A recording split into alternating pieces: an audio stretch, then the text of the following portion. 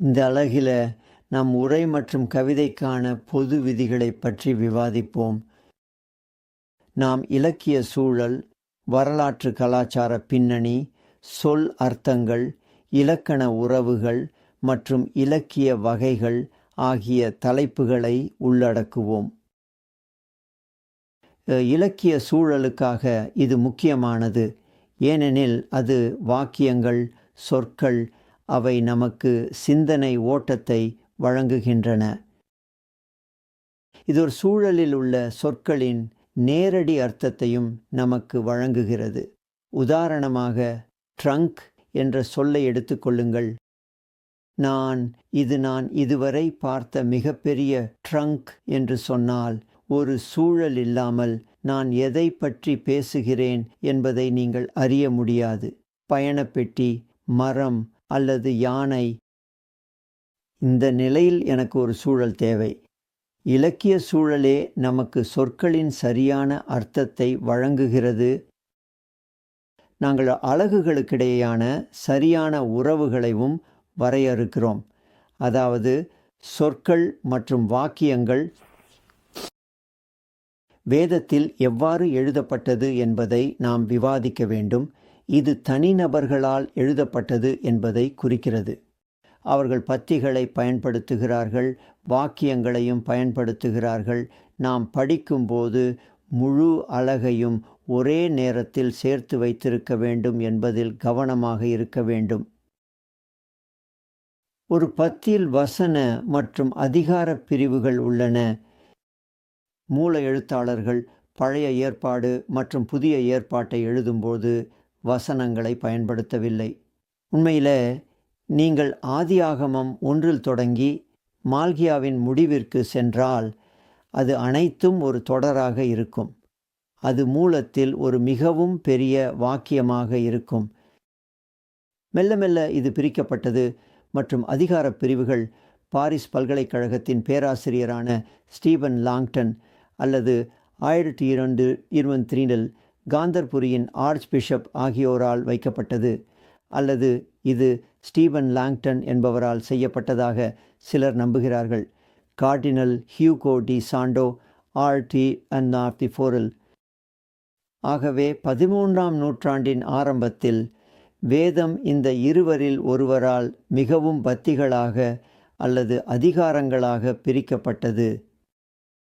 பின்னர் 1506 ராபர்ட் எஸ்டீன் அல்லது அவர் பயன்படுத்தும் மற்றொரு பெயர் ஸ்டீபன், பாரிஷன் பதிப்பாளர், தனது கிரேக்க புதிய ஏற்பாட்டின் 4வது பதிப்பில் தற்போதைய வசன எண்களை சேர்த்தார்.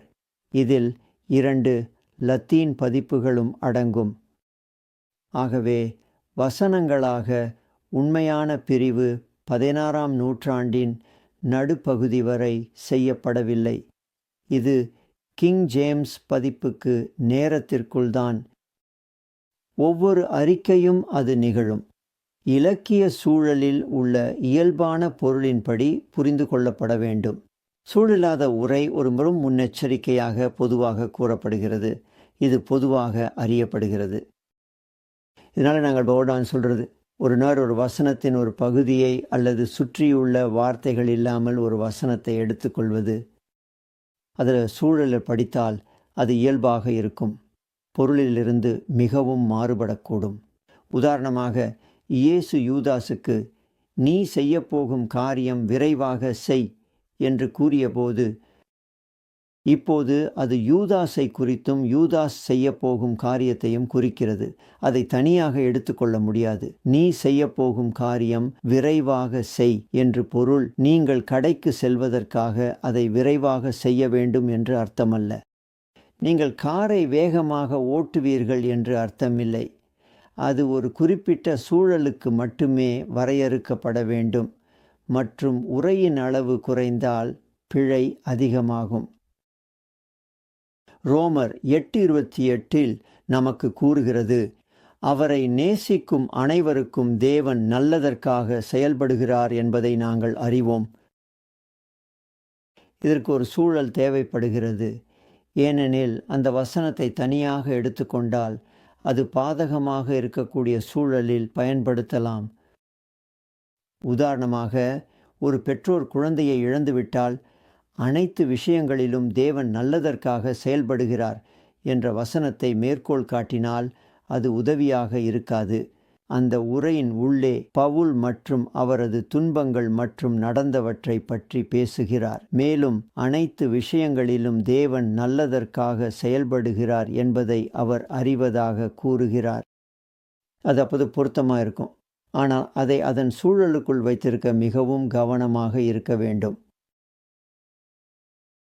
ஆசிரியர்கள் இலக்கிய சூழலின் வட்டத்தை பற்றி பேசுகிறார்கள். இதன் பொருள், நான் இப்போது குறிப்பிட்ட ரோமர் 8:28 போன்ற ஒரு பகுதியை எடுத்துக்கொண்டு அதன் அசல் உடனடி சூழலில் அதற்கு பொருள் என்ன என்பதை காண்பது. இப்போது உடனடி சூழலிலிருந்து சொல்ல முடியாவிட்டால் ரோமர் புத்தகத்திற்கு செல்லுங்கள். இதுக்கு முந்தைய அத்தியாயத்தில் மற்றும் அதுக்கு முந்தைய அத்தியாயத்தில் பவுல் என்ன விவாதிக்கிறார் மற்றும் இந்த நேரத்தில் அவர் வலியுறுத்தும், அதாவது பொதுக்கரு என்ன. இப்போது புத்தகத்திலிருந்து சொல்ல முடியாவிட்டால் நீங்கள் ஒரு விரிவான சூழலுக்கு செல்ல வேண்டும். அதாவது ஆசிரியரின் எழுத்துக்களின் தொகுப்புக்கு செல்ல வேண்டும். பவுல் ரோமர், கொரிந்தியர், கலாத்தியர், எபேசியர், கொலோசையர் ஆகியவற்றை எழுதியது, பின்னர் தனது நண்பர்களுக்கு பல கடிதங்களை எழுதியது என்று நாங்கள் அறிந்திருக்கிறோம். அந்த சூழலில் பவுல் என்ன அர்த்தம் கொண்டார் என்பதை பற்றிய ஒரு குறிப்பை அல்லது தீர்மானமான முடிவை அது நமக்கு வழங்க வேண்டும். அது நமக்கு சூழலை வழங்கவில்லை என்றால் நாம் ஒரு பெரிய சூழலுக்கு செல்வோம், அதாவது புதிய ஏற்பாடு. ஏனெனில் பவுல் புதிய ஏற்பாட்டின் முக்கிய எழுத்தாளர்களில் ஒருவர். அது பிரச்சனையை தீர்க்கவில்லை என்றால் நாம் பழைய ஏற்பாட்டிற்கும் செல்வோம், முழு பைபிளுக்கும். மற்றொரு வார்த்தைகளில், வேதத்தில் முக்கியமான கருத்து என்ன என்பது போன்ற ஒரு பொருளை நாம் கையாளலாம். சரி, நீங்கள் அதை தனிப்பட்ட புத்தகத்தில் கண்டுபிடிக்க முடியாது, மேலும் முழு பைபிளிலும் அதை கண்டுபிடிக்க முடியாது. ஏனெனில் பல்வேறு கருத்துக்கள் வெளிப்படுத்தப்பட்டுள்ளன. அது கடவுளின் இரட்சிப்பு திட்டத்தை பற்றி பேசுகிறதா? அது கடவுளை பற்றி பேசுகிறதா? அவர் யார் என்பதை கூறுகிறதா? நாம் கேட்கக்கூடிய பல கேள்விகள் உள்ளன. அவற்றின் பதிலை நிச்சயமாக தீர்மானிக்க முடியாது.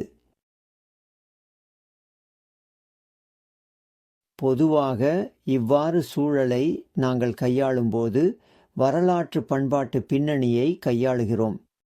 அதே விளக்கவியல் பார்வை குறித்து பேசும்போது நாம் பொதுவாக தொடங்கும் இடம். இன்றைய வேதத்தில் விளக்குனர் தங்களை எழுத்தாளர் மற்றும் ஆரம்ப பெறுநர்களின் நிலையில் மிகவும் வைத்து கொள்ள வேண்டும். அதாவது நாம் பழைய காலத்தில் வாழ்ந்த மக்களின் பார்வையிலிருந்து உரைகளை படிக்க வேண்டும். நமது கலாச்சாரம் பைபிளின் கலாச்சாரத்திலிருந்து முற்றிலும் மாறுபட்டது. நாம் நம்மை இஷ்ட கலாச்சாரத்தில் அமைக்க முயற்சிக்க வேண்டும். மனப்பாங்கு என்பது பொதுவாக மக்களின் மனநிலை அல்லது விருப்பத்தை விவரிக்கிறது. ஒரு விளக்கம் அந்த காலத்தில் இருந்த மக்களுக்கு பொருத்தமாக இருக்க வேண்டும். அது எங்களுக்கு வெளிநாட்டாக இருந்தாலும் கூட. ஆகையால் மனப்பாங்கு என்பது நாம் உறுதிப்படுத்த வேண்டிய மற்றொரு விஷயம். பின்னர் சூழலமைப்பின் விஷயம். முதல் பைபிள் உலகின் பின்னணியை பார்க்க ஒரு சிறந்த லென்ஸ் தேவை. உள்ளடக்கப்பட்ட அர்த்தத்தை கற்றுக்கொள்ள, பின்னர் அந்த உணர்வை இன்றைய உலகிற்கு எவ்வாறு சிறப்பாக வெளிப்படுத்துவது அல்லது சூழலமைப்பது என்பதை தீர்மானிக்க மற்றொரு லென்ஸ் தேவை. வரலாற்று கலாச்சார விளக்கத்திற்கு பல கொள்கைகள் உள்ளன. பவுல் எழுதிய காலம் அல்லது யோவான் எழுதிய காலம் அல்லது யார் எழுதுகிறார்களோ அவர்களின் காலத்தை நாம் கையாள விரும்புகிறோம். ஒவ்வொரு பகுதியையும் அதன் வரலாற்று மற்றும் கலாச்சார பின்னணியுடன் ஒத்திசைவாக புரிந்து கொள்ள வேண்டும். அதிர்ஷ்டவசமாக தொல்பொருள் கண்டுபிடிப்புகள், வரலாற்று ஆராய்ச்சிகள் மற்றும் சமூக மற்றும் கலாச்சார ஆய்வுகள் இந்த வேலைக்கான தகவல்களுக்கு பெரும் ஆதாரத்தை வழங்கியுள்ளன. இதுக்கான ஒரு நல்ல உதாரணம் யோவான் வெளிப்படுத்தின விசேஷம் எழுதியது. அங்கு அவர் 7 தேவாலயங்களிடம் பேசுகிறார் மற்றும் லவோதிரியாவில் உள்ள தேவாலயத்துக்கு அவர்கள் வெதுவெதுப்பாக இருக்க விரும்பவில்லை என்று கூறுகிறார். இப்பொழுது அதனால் அவர் என்ன அர்த்தம் கொடுக்கிறாரு? நன்றாக அதிர்ஷ்டவசமாக ஹெரியாபொலிஸிலிருந்து அங்கு சூடான ஊற்றுகள் இருந்தன என்பதை நாம் அறிவோம். சூடான ஊற்றுகள், அந்த நீர் லவோதிரியாவுக்கு கொண்டு வரப்பட்டது. கொலோசேயில் குளிர்ந்த நீர் இருந்தது. அந்த நீர் அங்கிருந்து லவோதிரியாவுக்கு வந்தது. இவை இரண்டும் பயனுள்ளதாக இல்லை. ஏனெனில் சூடான நீர் குளிர்ந்து விடுகிறது மற்றும் குளிர்ந்த நீர் சூடாகிறது. அந்த பொருளை கேட்ட அல்லது படித்தவர்களிடம் முதலில் ஏற்படுத்திய தாக்கம் என்ன? பழைய ஏற்பாட்டில் முதல் தீர்க்கதரிசிகளுள் ஒருவரான ஆமோஸ் முதல் 3 அதிகாரங்களில் இஸ்ரவேலின் அண்டை நாடுகளுக்கு எதிராக தீர்ப்பை அறிவிக்கிறார். மற்றும் இதை செய்ய அவர் ஒரு புவியியல் முறையை பயன்படுத்துகிறார். அவர் தமஸ்குவை பற்றி பேசுவதால் தொடங்கி பின்னர் இஸ்ரவேலை கடந்து மற்றொரு பகுதிக்கு செல்கிறார். பின்னர் அவர் மீண்டும் வடக்கிலிருந்து பேசுகிறார் மற்றும் அந்த பகுதியை கடந்து மற்றொரு நாட்டை பற்றி பேசுகிறார். சரி, இதை செய்வதில் அவர் இஸ்ரவேல் பகுதியை பலமுறை மிகவும் கடக்கிறார். அவர் ஒன்று சொல்கிறதெல்லாம் இந்த பிற நாடுகளுக்கு எதிரான தீர்ப்பாகும். இதை கேட்கும் ஒருவர், ஆமென் சகோதரா, அதை பிரசங்கிக்கவும் என்று சொல்வார். அன்றைய பின்னர் அவர் இந்த யூதாவிடம் வந்து யூதாவை கண்டிக்கிறார். பின்னர் இஸ்ரவேலுக்கு சென்று விடுகிறார். எல்லாம் இஸ்ரவேல் மக்களின் பாவங்களை அடைய அவருக்கு ஒரு கட்டுமானமாகும். மிகவும் ஆமோஸ் 4:1 அவர் பசான் மாடுகள் என்ற சொற்றொடரை இஸ்ரவேலின் சுய இன்ப பெண்களை குறிக்க பயன்படுத்துகிறார். இங்கே பசான் மற்றும் மாடுகள் பற்றிய சில விஷயங்களை நாம் அறிந்திருக்க வேண்டும். மேலும் பசான் என்பது மாடுகளை பராமரிக்க சிறந்த பகுதியாக இருந்தது. நமக்கு சிறந்த உதாரணம், மேலும் நாங்கள் அதிகம் அறிந்திருக்கும் ஒன்று நல்ல சமாரியனின் உவமை ஆகும். இது எருசலேமிலிருந்து எரிகோவுக்கு சென்ற ஒரு மனிதனை பற்றி பேசுகிறது மற்றும் வழியில் அவர் கொள்ளையடிக்கப்பட்டு அடிக்கப்பட்டார். ஒரு ஆசாரியர் வந்து உதவாமல் சென்று விடுகிறார். ஒரு லேவியர் வந்து சாலையின் மறுபுறம் கடந்து செல்கிறார். பின்னர் ஒரு சமாரியர் வருகிறார். அந்த சமாரியர் நின்று அந்த மனிதருக்கு உதவுகிறார். இப்போது இது நல்ல மத நம்பிக்கையாளர் அவசரத்தில் இருந்த மனிதருக்கு கவனம் செலுத்தவில்லை என்று கூறுகிறது. ஆனால் ஒரு நாத்திகன் வந்தார். அந்த நாத்திகன் அவருக்கு உதவுகிறார். எனவே இயேசு கூறும் இந்த உவமையை கேட்பவர்களுக்கு இது பெரிய தாக்கத்தை ஏற்படுத்தும். நம்ம ஆய்வின் முடிவுகளை வெளிப்படுத்த சரியான வெளிப்பாட்டை கொண்டிருக்க வேண்டும். இது பைபிள் கலாச்சாரத்தின் அந்த கருத்துக்களுக்கு மிக நெருக்கமாக பொருந்தும். பின்னர் எளிய உணர்வின் முன்னுரிமை உள்ளது. வரலாற்று கலாச்சார பின்னணியின் அம்சங்கள் உரையின் அர்த்தத்தை புரிந்து கொள்ளும் முக்கிய பணியை சிதைக்க அனுமதிக்க மாட்டோம். உதாரணமாக, இயேசு கூறும் ஒரு அநியாயமான மேலாளரின் கதை உள்ளது. அவர் என்ன செய்கிறார் என்பதை அவர் கூறுகிறார்.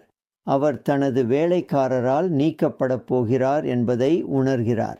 எனவே அவருக்கு கோதுமை அல்லது எண்ணெய் அல்லது பிற பொருட்களை கடன் வாங்கிய பலரை அழைக்கிறார். மேலும் அவர் குறைக்கிறார். இப்போது அவர் என்ன செய்கிறார் என்பதற்கு மிகவும் முக்கியத்துவம் கொடுத்தால் நம் பைபிளின் மிகவும் எளிய உணர்வை பெற முடியாது. நாம் இயேசு என்ன சொல்கிறார் என்பதன் முக்கியத்தை இழக்கக்கூடும். ஏனெனில் அவர் ஏன் இதையெல்லாம் செய்கிறார் என்பதை கண்டுபிடிக்க முயற்சிப்போம். பின்னர் முக்கியமானது என்னவென்றால், இயேசு கூறுகிறார், உங்களுக்கு கிடைக்கக்கூடியதை நன்றாக பயன்படுத்துங்கள், அதனால் நீங்கள் பரலோகத்தில் நல்ல இடம் பெறுவீர்கள். மற்ற வார்த்தைகளில், உங்களுக்கு கிடைக்கக்கூடியதை பயன்படுத்தி பரலோகத்தில் எதிர்காலத்திற்காக உங்களை தயாரிக்கவும். மேலும் நமது உரை விவாதத்தில் சொற்களின் அர்த்தங்களை பார்க்க வேண்டும். இது முக்கியமானது, ஏனெனில் சொற்கள் காலப்போக்கில் மாறுகின்றன. மேலும் பைபிளின் சரியான விளக்கம் என்பது அது நிகழ்ந்த சூழலில் சொல் கொண்டுள்ள சாதாரண அர்த்தத்தால் தேவைப்படும் பொருளாகும்.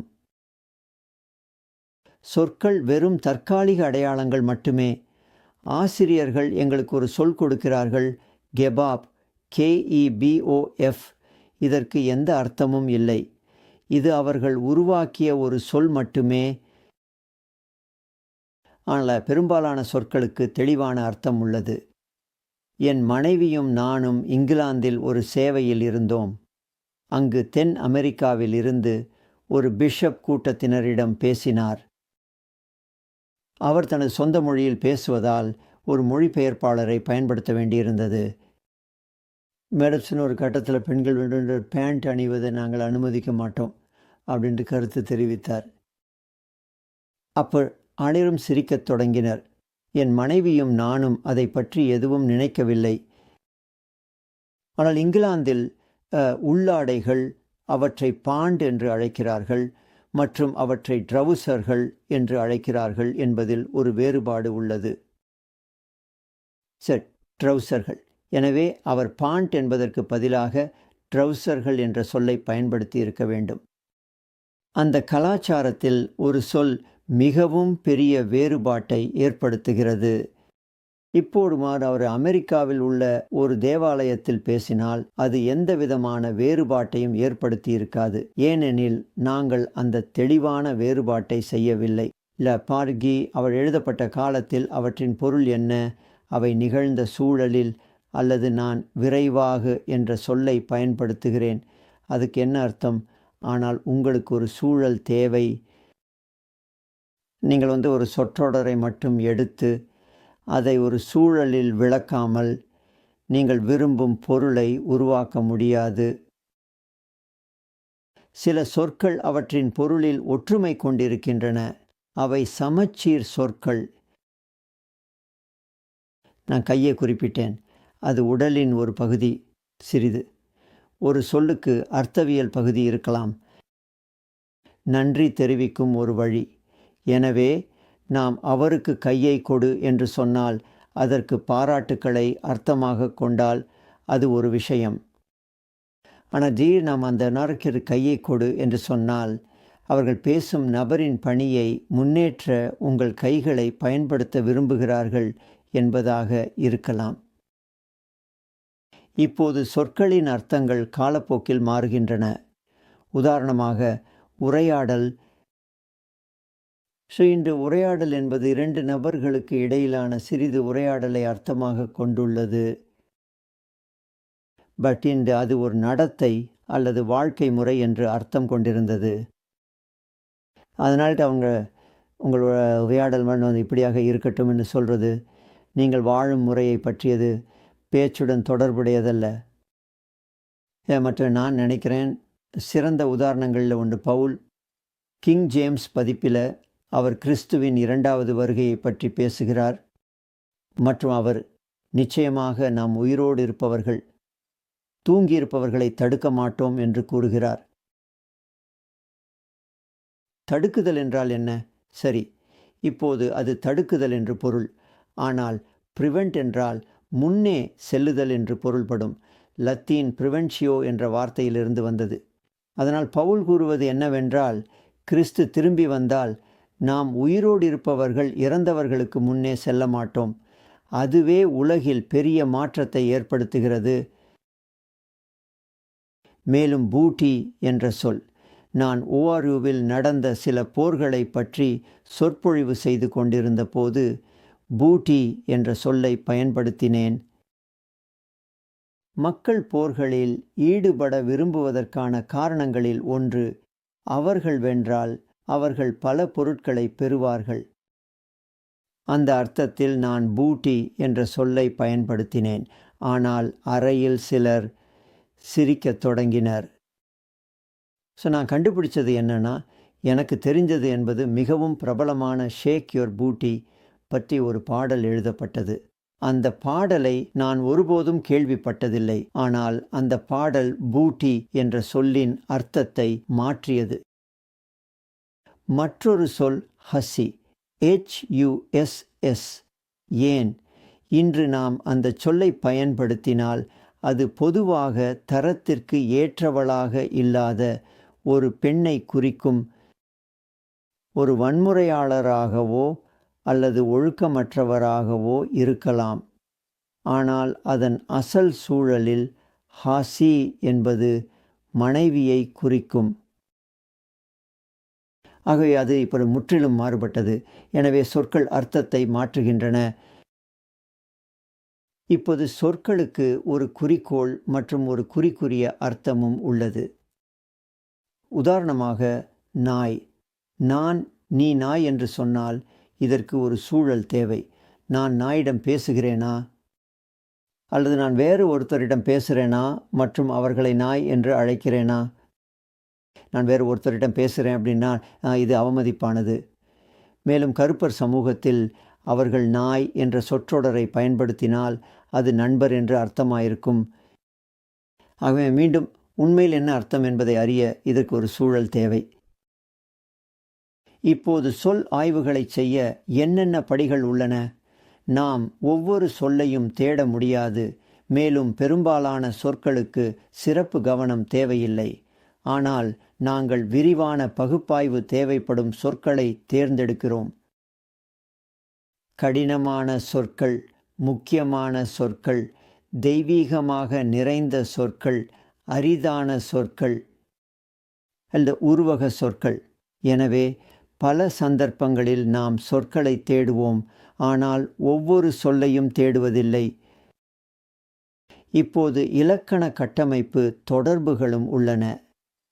நமக்கு வடிவியல் உள்ளது. மேலும் வடிவியல் என்பது சொற்களின் வடிவத்தை பற்றி பேசுகிறது. பல நேரங்களில் ஒரு சொல்லின் அசல் வடிவத்தை நாம் பார்த்தால் அது லத்தீன் அல்லது கிரேக்கம் அல்லது வேறு எந்த மொழியிலாக இருந்தாலும் அது தற்போது கொண்டுள்ள அர்த்தத்துடன் எவ்வாறு உருவானது என்பதை இது எங்களுக்கு கூறுகிறது. ஆனால் சொற்கள் அர்த்தம் மாறுகின்றன என்று நாம் குறிப்பிட்டபடி அடிப்படைகள் கூட ஒரு நியாயமான கொள்கையாக இல்லை. செயல்முறை என்பது ஒரு வாக்கியத்தின் உள்ளே உள்ள சொற்களின் தொடர்பாகும். அது அர்த்தத்தை உருவாக்குவதற்காக நான் ஜான் பந்தை அடித்தான் என்ற வாக்கியத்தை பயன்படுத்தினால் ஜான் பொருள் பந்து பொருள் ஜான் பந்தை அடிக்கிறான் என்பதை குறிக்கிறது. ஆனால் நான் அதே சொற்களை பயன்படுத்தி பந்து ஜானை அடித்தது என்று சொல்லலாம். அப்போது பந்து பொருளாக மாறுகிறது, ஜான் பொருளாக மாறுகிறான். எனவே ஒரு சொல் மற்றொரு சொல்லுடன் எவ்வாறு பயன்படுத்தப்படுகிறது என்பதை பற்றிய செயல்முறையில் கவனமாக இருக்க வேண்டும். நாம் ரொம்ப இலக்கண உறவுகளின் முக்கியத்துவத்தையும் அறிந்திருக்க வேண்டும். எபிரேய மொழியை கற்பிப்பதில் நான் அடிக்கடி ஆங்கில இலக்கணத்தை கற்பிக்க வேண்டியிருக்கும். ஏனெனில் மாணவர் இலக்கணத்தை அவர்கள் அறிந்திருக்க வேண்டிய அளவுக்கு அறிந்திருக்க மாட்டார்கள். அவர்கள் பங்கேற்பு என்ன என்று கேட்பார்கள். நான் நினைத்தேன், ஒருவருக்கு ஆங்கிலத்தில் நல்ல பின்னணி இருந்தால் அவர்கள் பங்கேற்பு என்ன என்பதை அறிவார்கள். எனவே நாம் இலக்கண உறவுகளை அறிந்திருக்க வேண்டும் மற்றும் கட்டமைப்பு உறவுகளை கண்டறிய தேவையான படிகளை அறிந்திருக்க வேண்டும். உரையில் காணப்படும் இயற்கையான பிரிவுகள், சிந்தனையின் ஓட்டம், வினைச்சொற்களின் பயன்பாடு, வினைச்சொற்கள் செயலில் உள்ளனவா அல்லது அவை செயற்பாட்டிலா? இணைப்புகள் மிகவும் முக்கியமானவை. ஏனெனில் அவை அடிக்கடி ஒரு பொருளை மேலும் முன்னேற்றவோ அல்லது பொருளுக்குள் ஒரு இடைவெளியாகவோ இருக்கும். அதற்கு பிறகு நாம் எங்கள் பெயரெச்சங்கள் மற்றும் வினையெச்சங்களை அறிந்திருக்க வேண்டும். மேலும் நாம் சுட்டுப்பெயர் சொற்களையும் அறிந்திருக்க வேண்டும். இப்போது கட்டமைப்பு உறவுகளை நிர்ணயிக்கும் படிகள் பற்றிய இந்த கடைசி பகுதியை நீங்கள் அந்த புத்தகத்தில் விரிவாக படிக்குமாறு நான் பரிந்துரைக்கிறேன். அதை நீங்கள் அறிந்திருக்க வேண்டியது அவசியம்.